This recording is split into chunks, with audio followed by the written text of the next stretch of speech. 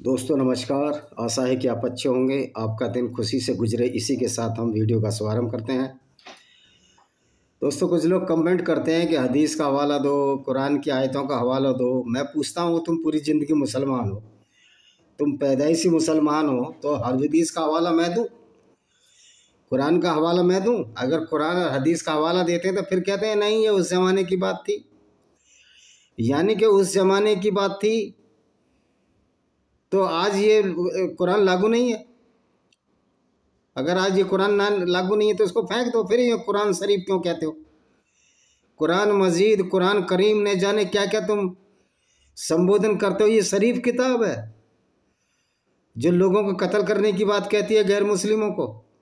इसको तो कुरान बदमाश कहना चाहिए। कह रहे कुरान की बेहुरमती होगी, बेइज्जती हो गई, तो कुरान तो बेइज्जती करने लायक ही है। कुरान क्या दूसरों की बेइज्जती नहीं करता है?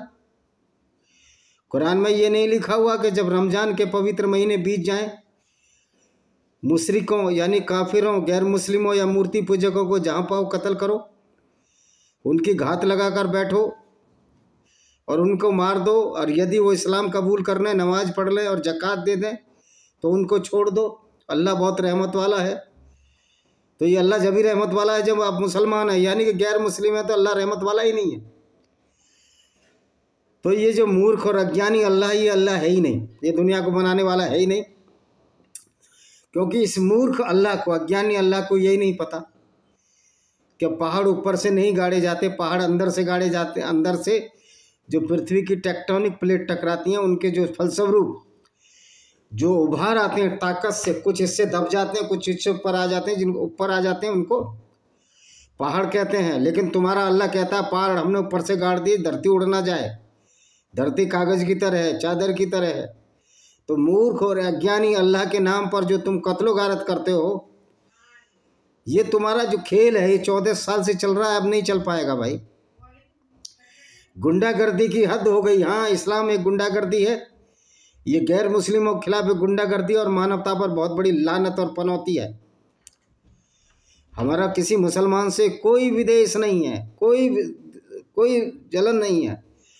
हम तो मोहम्मद, जिसको तुम अपना प्यारा नबी, प्यारा पैगंबर मानते हो, जिसके रास्ते पर चलने की बात करते हो, हम तो उसकी कब्र खोदने के लिए तैयार बैठे हैं। क्योंकि वो इस तरह की हरकतें करके गया जिससे पूरी दुनिया में आग फैल गई।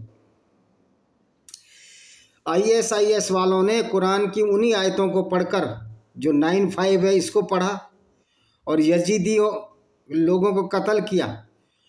और एक वीडियो जारी हुई, उसमें ये खतना कर रहे थे। यजीदी जो खतना नहीं कराते, उनका ज़बरदस्ती खतना कर रहे थे। तो ये कौम जो इस्लाम को मानते हैं, भाई सारे मुसलमान नहीं, जो इस्लाम को सच्चा मानते हैं, मैं उन्हीं का ये निर्देश देना चाहता हूँ, उनको संदेश देना चाहता हूँ। तो ये कौम किस तरह से ब्रेन वॉश हो चुकी है, किस तरह से पागलपन का सवार है। ये अहमदियों को भी मुस्लिम नहीं मानते, क्यों? अहमदिया का जो इनका लीडर है अब्दुल गुलाम कादिर है, ऐसे ही कुछ नाम है।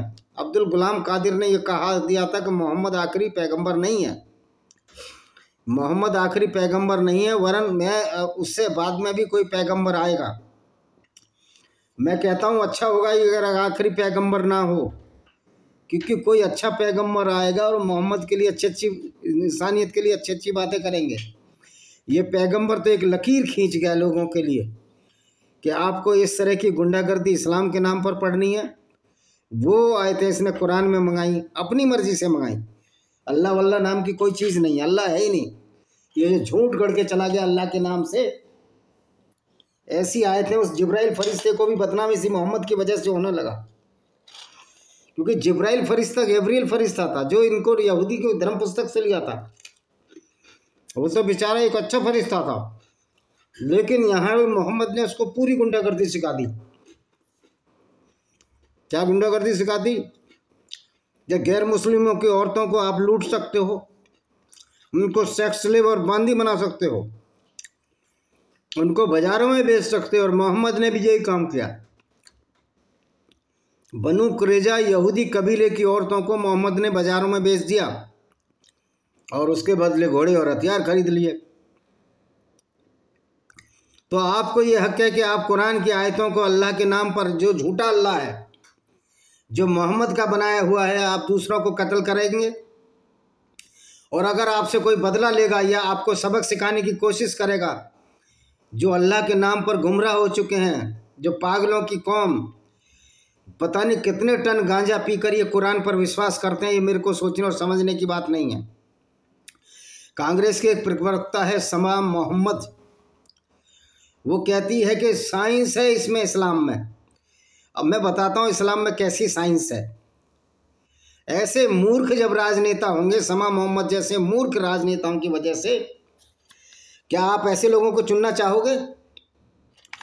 कुरान में ये साइंस है कि धरती स्थिर है और सूर्य उसके चारों तरफ घूमता है, और दो समुद्र हैं वो कभी नहीं मिलते आपस में। ओ भाई, पानी तो मिलता है तुम्हारा, पानी का कलर अलग अलग हो सकता है।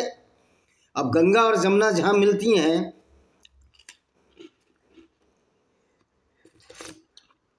प्रयागराज में तो गंगा का पानी सफ़ेद है, यमुना का पानी नीला है।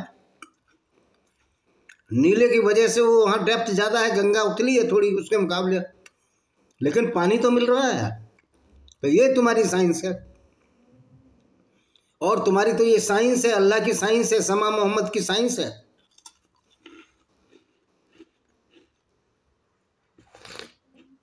जो कि डॉक्टर भी है, डेंटिस्ट है।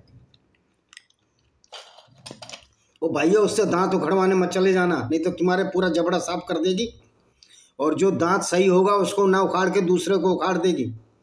मैं तो कहता हूँ जो डेंटिस्ट एसोसिएशन है, समा मोहम्मद को बाहर कर देना चाहिए इस एसोसिएशन से।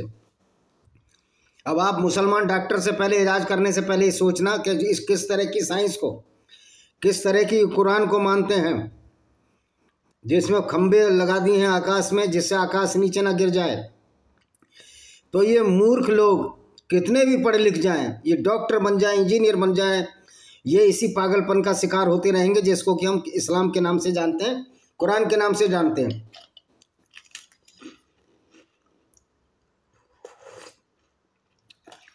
डॉक्टर अब्दुल कादिर, जो पाकिस्तान का परमाणु बम बनाने वाला जनक माना जाता है, वो कि वो सारा हॉलैंड से चोरी करके लाया था।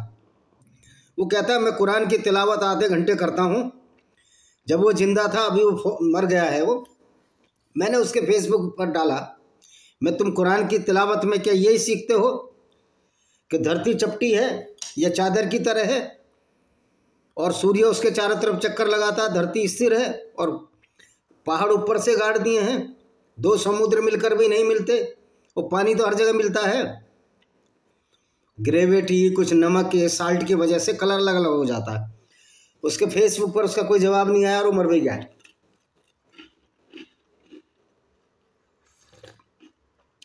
मैं ये कहूँगा कि जितना भी बड़ा डॉक्टर हो जाए, जितना भी बड़ा साइंटिस्ट हो जाए, अगर वो कुरान की साइंस को मानना है तो नंबर 1 का मूर्ख है।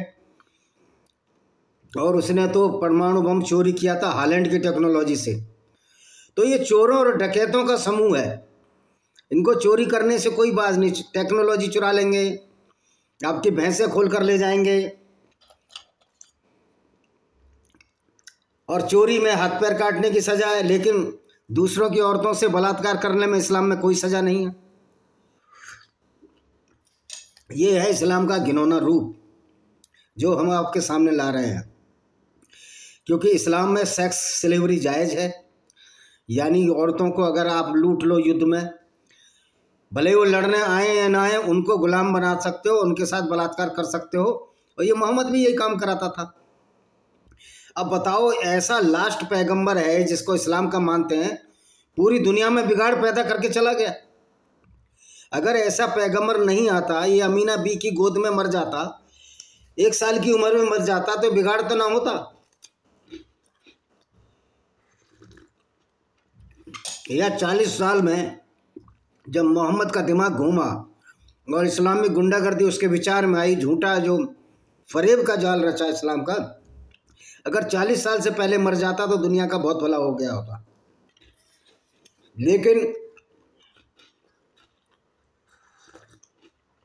दुनिया को ये दुर्दिन देखने थे।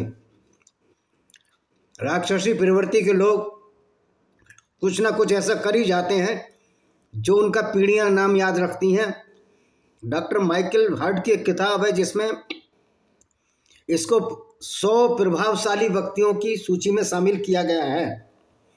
यद्यपि उसमें हिटलर भी है, उसमें मुसोलिनी भी है, उसमें छठ के गुंडे बदमाश भी हैं, सब प्रभाव, लेकिन ये इसका अर्थ दूसरा ही लगाते हैं। अरे भाई वो प्रभाव, उसका प्रभाव कितना बैड इम्पैक्ट पड़ा पूरी दुनिया पर रसूल की विचारधारा का, उसके बारे में उसने लिखा है।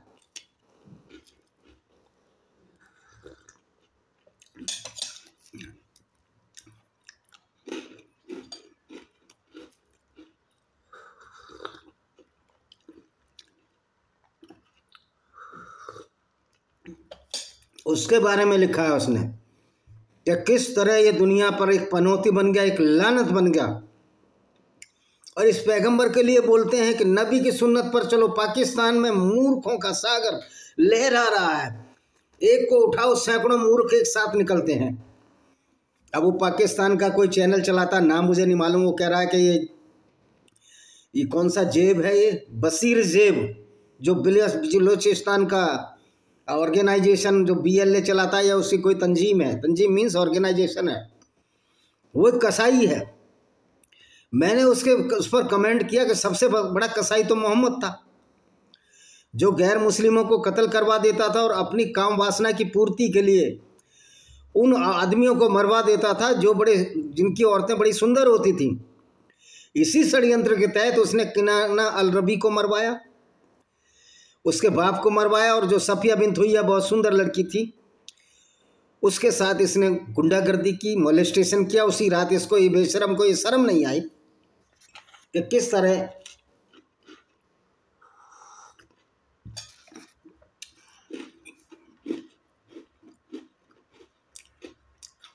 तरह वो दुखी थी। तो ये इस पैगंबर का करैक्टर है। और जो ये कहता है हमें नबी की सुन्नत पर चलना चाहिए, वो बड़ा खतरनाक व्यक्ति है। ऐसे आदमी से डरो। वीडियो भी डालते हैं हमें नबी की सुन्नत पर चलना चाहिए, ऐसे आदमियों से डरो, क्योंकि नबी की शिक्षा या सुन्नत तो वो है जो फुल टू फुल गुंडागर्दी है गैर मुस्लिमों के खिलाफ, इंसानियत के खिलाफ एक लानत है, एक पनौती है। ऐसे मुसलमानों से जो नबी की सुन्नत पर चलते हैं, आप उनसे अपेक्षा नहीं कर सकते। अब ये मैंने बताया कि जिस तरह वो जो डॉक्टर है समा मोहम्मद, वो उसमें विज्ञान भी बता रही है, उसमें साइंस भी बता रही है, लेकिन समा मोहम्मद ये नहीं बता रही कि उसमें कितनी गुंडागर्दी है गैर मुस्लिमों के खिलाफ, कितना व्यभिचार किया मोहम्मद ने इस्लाम के नाम पर, किस तरह लोगों को कत्ल किया गया। और इस तरह का व्यभिचार को बढ़ावा जब मिला, जब अबू बकर बगदादी जो अभी हुआ था हाल में, उसने यजीदी 12-13 साल की लड़कियों को बेचा, चूंकि वो मुसलमान नहीं है। तो इस्लाम में यही है कि जब ये दूसरे कमज़ोर को पकड़ लेते हैं और उसको ला इल्ला लिल्ला कहलवाते हैं, गर्दन पर तलवार रख के या बंदूक रखकर। मैं ये पूछना चाहता हूँ कि अगर आपका पैगंबर अच्छा था तो लड़कियाँ क्यों बेचता था? आप कहते हो उस ज़माने में सब ये चलता था, तो तुम्हारा पैगंबर तो फिर एक गिरा हुआ व्यक्ति हुआ, एक उसी तरह का साधारण नीच व्यक्ति से भी नीच हुआ, जो कम से कम उस ज़माने में लड़कियां नहीं बेच रहे थे और अपना गुजारा मेहनत से कर रहे थे। जिसको अबू लहब को, जो कि इनका रिश्तेदार भी था, चाचा था या कुछ था, तुम उसको अबू जाहिल बोलते हो। अबू लहब को सबसे बड़ा जाहिल तो ये मोहम्मद था। अबू लहब तो ये कहता था कि मोहम्मद किस तरह की हरकतें कर रहा है, किस तरह की गुंडागर्दी फैला रखी है, और झूठ पर झूठ बोलता रहता है। इसका खुलासा किया तो पूरी कौम पागल हो चुकी है मोहम्मद के पीछे। अबू लहब को अबू जहल कहने लगे, और एक मोहम्मद इतना डरता था अबू लहब से कि पूरी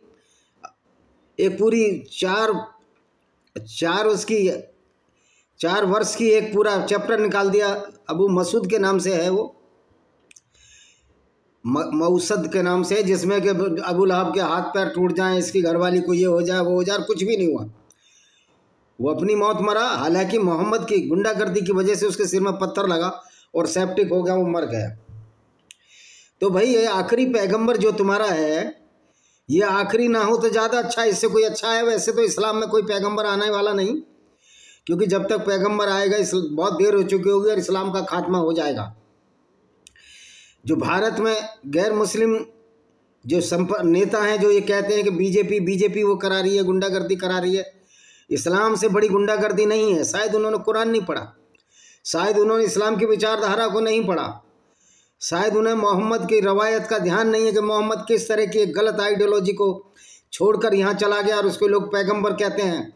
लानत है उन लोगों पर जो गैर मुस्लिम होते हुए इस पैगंबर का सम्मान करते हैं, क्योंकि यही पैगंबर तो एक ऐसी आयतें लाया था जो गैर मुस्लिमों को कत्ल करने के लिए आमादा करती हैं कि मुसलमान जाएं और गैर मुस्लिमों को कत्ल करें।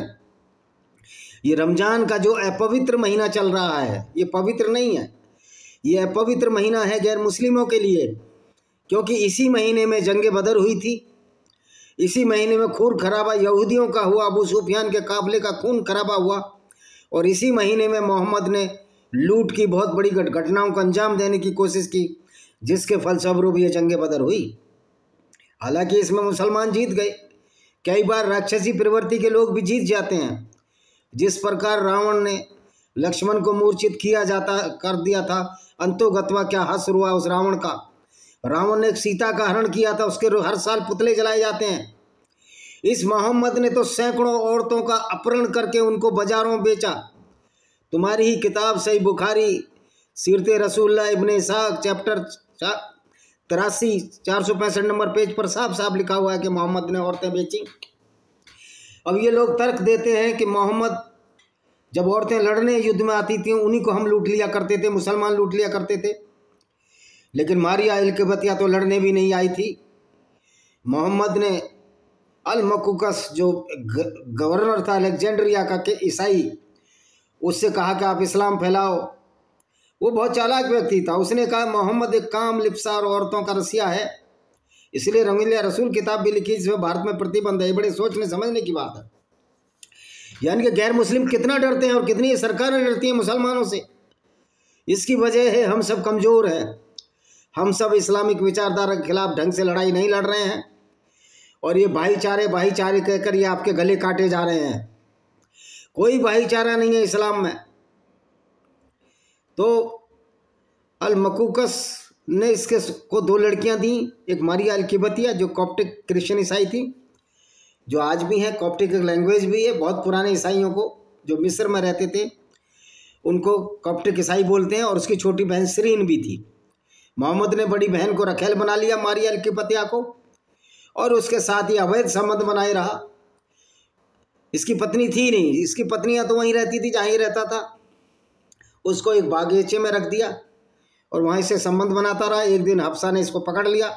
जब हफ्सा के कमरे में इसने मारिया इल्किबतिया को बुलाया और हफ्सा को धोखे से भेज दिया कि जाओ तुम्हारे पापा उमर जो कि दूसरा खलीफा था तुमको बुला रहे हैं, वहाँ चली गई और ये इसके साथ अवैध संबंध बनाता रहा। यानी इसने जिना किया।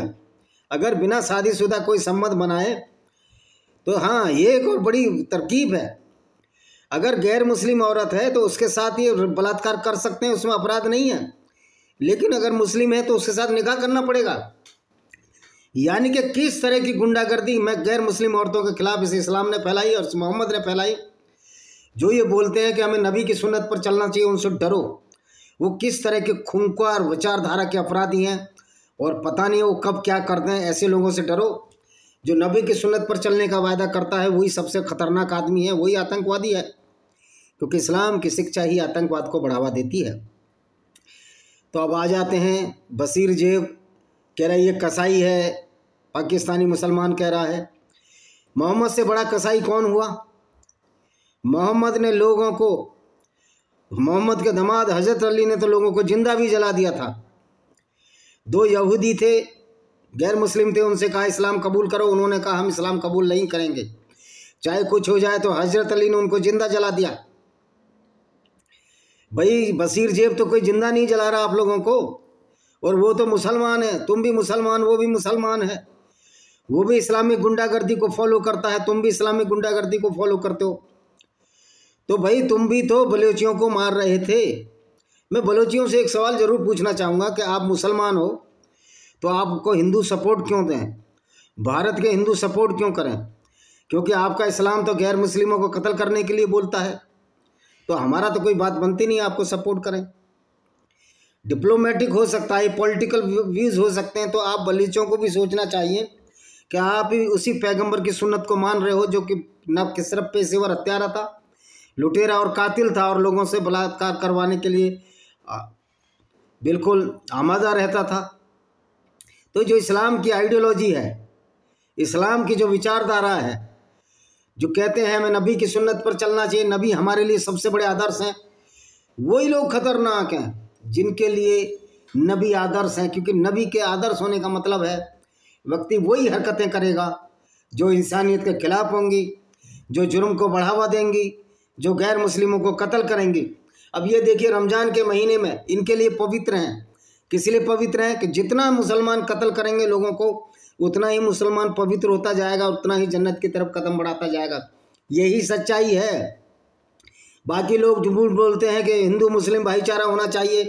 हिंदू मुस्लिम भाईचारा हो ही नहीं सकता, क्योंकि कुरान की आयतें इसकी गवाह हैं कि गैर मुस्लिम से दोस्ती नहीं रखनी है।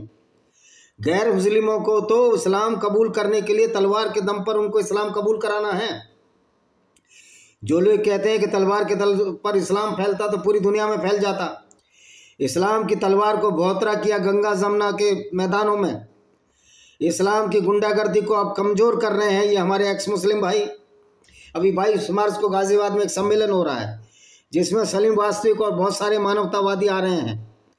तो ये लड़ाई मानवतावादी और इस्लामिक लोगों में है। इस्लामिक मतलब राक्षसी प्रवृत्ति के लोगों में, और मानवतावादी लोग वो हैं जो कि इस्लाम को नहीं मानते, इस्लाम को खारिज करते हैं, इस्लाम की गुंडागर्दी के सामने झुकने को तैयार नहीं है।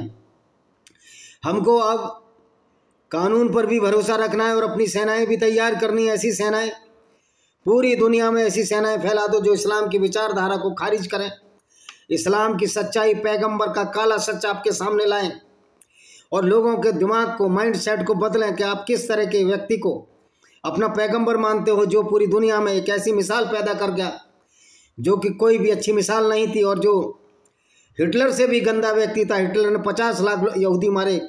हिटलर गंदा है, उसका नाम लेना अपराध है, तो फिर मोहम्मद का नाम क्यों चल रहा है? ये सोचने समझने की बात है। नाम मिटा दो इस मोहम्मद का। ये मोहम्मद वो व्यक्ति है कि जो दूसरों का नाम और निशान मिटाने के लिए पैदा हुआ, जो गैर मुस्लिमों को कत्ल करवाने के लिए पैदा हुआ, क्योंकि ये अल्लाह का तो पैगाम है नहीं। दुनिया बनाने वाला तो अल्लाह है नहीं। ये तो झूठ गढ़ा मोहम्मद ने अपने फ़ायदे के लिए, अपने निजी फ़ायदे के लिए, अपने साथियों के फ़ायदे के लिए, क्योंकि इससे इनको फ़ायदा होता था, और इस सारी मूर्खता को फैलाकर अरबों में चले गए। ये तुम्हारे रसूल की वजह से जितनी हिंदू औरतों के साथ बलात्कार हुए, ईसाई औरतों के साथ बलात्कार हुए, यहूदी औरतों के साथ बलात्कार हुए, इवन अपनी मुस्लिम औरतों के साथ भी ये बलात्कार करते हैं। जब एक मुस्लिम शादी तोड़ देता है और उसको तलाक दे देता है, 3 तलाक अपनी बीवी को, अगर वो पहली पत्नी उसी पति के साथ आना चाहे तो उसको किसी मौलवी की सलाह पर दूसरे व्यक्ति से शादी करनी पड़ती है और उसके साथ इंटरकोर्स करना पड़ता है। तो जो कौम अपनी औरतों को भी दूसरों के यहाँ छोड़ दे, उनसे इनडायरेक्ट में वैश्यावृत्ति अल्लाह के नाम पर करा दे, तो वो कौम के लोग दूसरों की औरतों की क्या इज्जत रखेंगे? जिनके इस्लाम में ही लिखा है कि दूसरी औरतों को लूटना, उनके साथ सेक्स करना, उनको सेक्स स्लेव लौंडी बनाकर बाजारों में बेच जाना कोई अपराध नहीं है, और उन गैर मुस्लिमों को कत्ल करना अपराध नहीं है। ये इस्लाम की शरिया है, इस्लाम की शरीयत है। आप इस बात का जवाब दें कि अगर ये काम कोई मुसलमान हिंदुस्तान में करे या गैर इस्लामिक मुल्कों में करे, देशों में करे, या मोहम्मद साहब भी आज जिंदा होते तो क्या मारिया अल-किबतिया को रख लेते और उनको पैगंबर माना जाता? वो कह रहे उस समय सभी दासी यहाँ रखते थे, तो फिर मोहम्मद को तो सुधार करना था। इसने तो बिगाड़ किया, इसने तो जिना किया, क्योंकि ये जिना नहीं है। अगर मारिया अल-किबतिया कोई कहते हैं उसको मुसलमान बना लिया था, तब तो ये जिना का अपराध बनता है।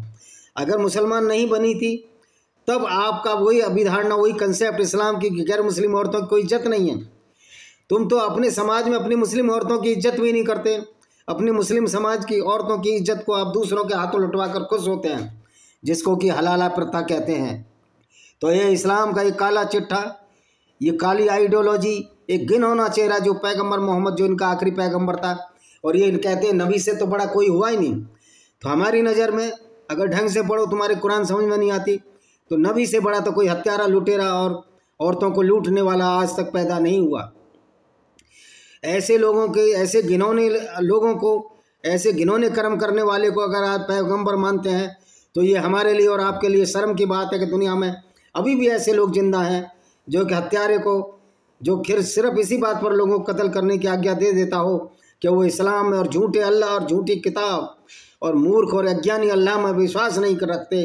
अब उसी की सुन्नत और शिक्षा पर चलने वाले मुसलमान कितने खतरनाक हैं, कितनी इनकी विचारधारा खराब है, लेकिन वो बेचारे कुछ जानते नहीं। ना उन्होंने इस्लाम को पढ़ा है, ना कुरान को पढ़ा है। बस मौलानाओं ने बोल दिया कि पैगंबर की सुन्नत पर चलो। तो पैगंबर की सुन्नत मैं बता रहा हूँ जो आपकी किताबों में है। औरतें बेचो, बाजारों बेचो, उनसे बलात्कार करो, उनसे और अपने साथियों से बलात्कार कराओ, काफिले लूटो और काफिले को लूट कर आधा धन, सारा धन आपस में बांटो और 20% मोहम्मद या अल्लाह के रसूल को दे दो। ये है मोहम्मद की सुन्नत। और फिर रमज़ान के जब पवित्र महीने बीत जाएं तो काफिरों को जहाँ पाओ कत्ल करो। तो रमज़ान का ये महीना है, पवित्र महीना है गैर मुस्लिमों के लिए। ये बड़ा थ्रेट और चैलेंज है कि रमज़ान के महीने के बाद ही कत्ल करने की आज्ञा ये मोहम्मद देता है। वो कहते हैं कि उन्होंने पुराना मुआहदा एग्रीमेंट तोड़ा। तुमसे कैसा एग्रीमेंट हो सकता है मुसलमानों से, जब इस्लाम कहता है कि हमारा किसी से भाईचारा नहीं हो सकता? तो फिर एग्रीमेंट कैसा है? एग्रीमेंट से तो भाईचारा बढ़ता है। तो ये भी झूठ बोलते हैं, सारे मौलाना झूठे हैं। इस्लाम ने जो दुख और दर्द इस दुनिया को दिया है, इस्लाम के पैगंबर ने उतना किसी को नहीं दिया। ये बात हमको सोचनी और समझनी होगी। और इस्लामी राक्षसों, इस्लामी आतंकवादियों से दो दो हाथ करने होंगे। और जैद जमात जो है, जैद हामिद है पाकिस्तान का, वो मूर्ख लुटेरी पैगंबर की जो गजवा हिंद की बात करता है। क्या पाकिस्तान में कोई ऐसा समझदार व्यक्ति नहीं है, कोई पाकिस्तान में ऐसा मानवतावादी नहीं है जो इसको हमेशा के लिए इसका मुंह बंद कर दे? क्योंकि आप तो बहुत सारे लोगों को मार रहे हो, बहुत मानवतावादी लोग हो जो राक्षसों का वध कर रहे हो। तो इस राक्षस का वध पाकिस्तान में कोई नहीं कर सकता? किसी माई के लाल ने ऐसा बच्चा नहीं जना जो पाकिस्तान के इस राक्षस को वध करे, जो गैर मुस्लिमों पर, हिंदुओं पर गजवा हिंद कर उनकी औरतों से बलात्कार रखने की आकांक्षा रखता है। तो जैद हामिद को पाकिस्तान का कोई सूरवीर जिसके अंदर मानवता होगी, जो इसको मोहम्मद जैसे लुटेरे व्यक्ति को अपना पैगंबर नहीं मानेगा, उसका वध करेगा तो एक राक्षस का वध होगा। और जब इस राक्षस का वध होगा तो इससे मानवता फैलेगी। तो जैद जमान हामिद आपके गिनती के दिन रह गए हैं। कोई मोटरसाइकिल पर आएगा और आपको मार जाएगा और गजवा हिंद का ख्वाब आपका अधूरा रह जाएगा। वैसे भी दिन में सपने देखने की आदत होती है। पैगंबर मोहम्मद को भी दिन में सपने की देखने की आदत थी कि मैं कत्ल करके, मैं काफिले लूट कर जन्नत की सैर करूंगा, जो कि एक झूठी जन्नत है। आशा है कि ये बात समझ में आएगी। जब किसी दूसरों को मारो तो तुम्हें दुख नहीं होता, जब तुम्हारे मारे जाएं तो तुमको ही लगता है हमारे साथ अपराध अत्याचार हो रहा है। तो तुम्हारा अल्लाह क्या सो रहा है? कितने टन गांजा पीकर वो सो रहा है? तुम्हारा मोहम्मद के दांत भी तुम्हारा अल्लाह नहीं बचा पाया तो तुमको क्या बचा पाएगा? अगर आप इसी तरह कुरान की विचारधारा पर चलते रहोगे तो आतंकवादी ही बनोगे, और आतंकवादी बनोगे तो पीतल की गोलियां आपके शरीर के अंदर जाएंगी। और मानवता की रक्षा करने के लिए इन इस्लामिक आतंकवादियों का जितना ज़्यादा सफाया हो, इसको पॉलिटिकल व्यू से ना देखकर मानवता के दृष्टिकोण से रोका जाए और ऐसे राक्षसों को जितना जल्दी हो ख़त्म किया जाए, जिससे कि इस पूरी दुनिया में एक आदर्श समाज स्थापित हो सके और गैर मुस्लिम औरतों की और मुस्लिम औरतों की, बहन बेटियों की इज्जत बच सके और लोग चैन से जी सकें। क्योंकि इस्लाम ने लोगों का चैन और रात की नींद तक हराम कर दिया है। ये ऐसी आइडियोलॉजी जो चैन से सोने ही नहीं देती। आज भारत में होली मनाने में मस्जिदें ढकी जाती हैं। भाई तुमको अगर नापसंद है होली तो मत मनाओ, लेकिन होली तो हम खेलेंगे, तुम्हारी मस्जिदें ढकी जाएं। वैसे भी मस्जिद तो अल्लाह का घर है। वो अल्लाह जो बहुत बड़ा गुंडा है, अज्ञानी और मूर्ख है, जो लोगों को कत्ल कराने की बात कहते हैं।